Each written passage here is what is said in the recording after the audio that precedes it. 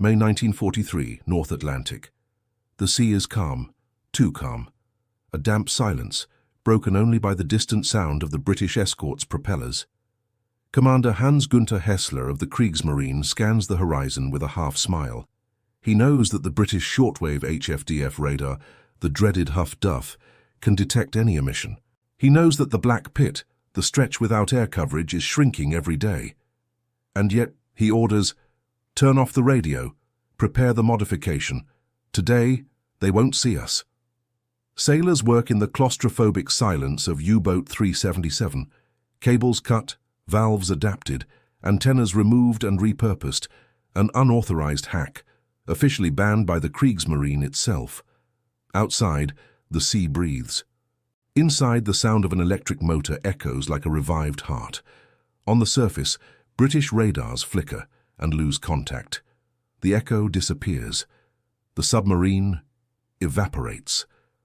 What the British didn't know was that, on that day, they were witnessing the birth of the first ghost of the Atlantic and the beginning of an invisible race that would change the course of the war at sea. It all started months earlier. In a damp warehouse in the Kiel shipyards, northern Germany, submarine warfare was no longer what it had been in 1940.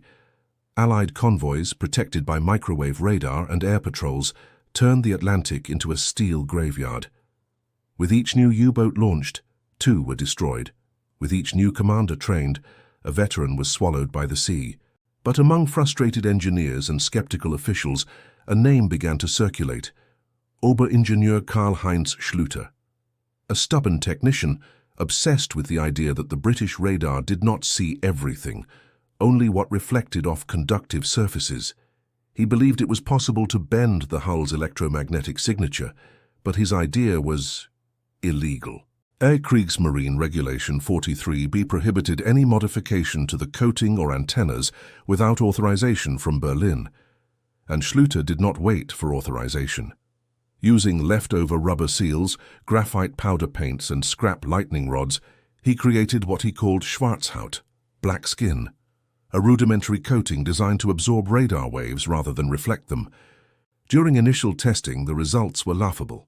The material released smoke, melted when in contact with salt water, and corroded metal joints.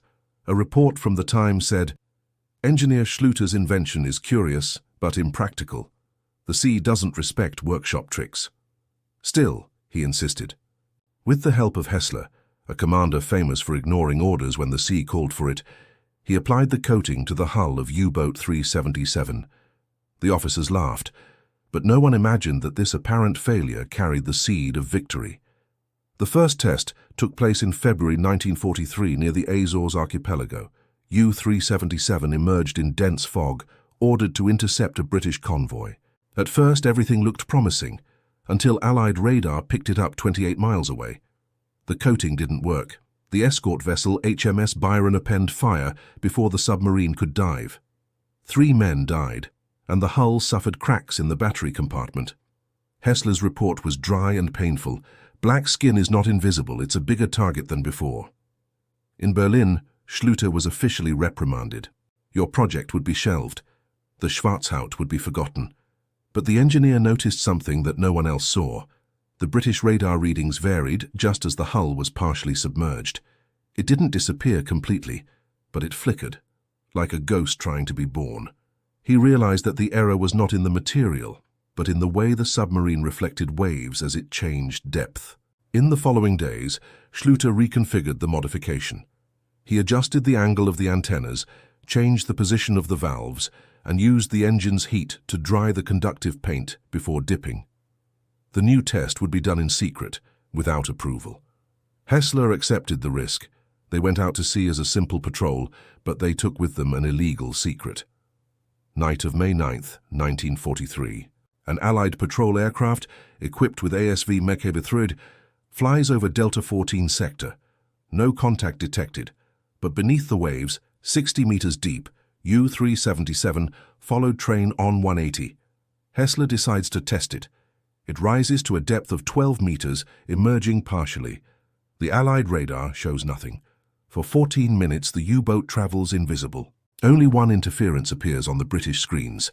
a static spot that operators dismiss as equipment error. The next morning, the convoy loses 2 ships. No torpedo signal detected, no eye contact, no echo on sonar. The U-377 was gone and back to killing. Between May and August 1943, 7 Allied convoys reported attacks from no apparent source. The Royal Navy called it ghost torpedoes.